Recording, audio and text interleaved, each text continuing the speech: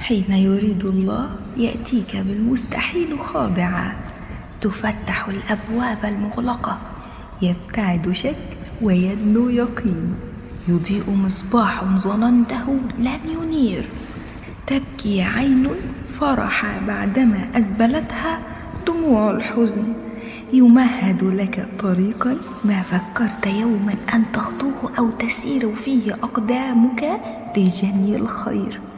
حين يريد الله تغلب مشيئته كل المشيئات، وتتنزل رحماته بلا أسباب أو مقدمات، تراها تتعقد وعنده حلولها، تراها تسوء وفي طيات حكمه جمالها. أنت ترجو بضالة فكرك أمرا، والله بلطفه يهيئ لك أمرا، وهو الفعال لما يريد.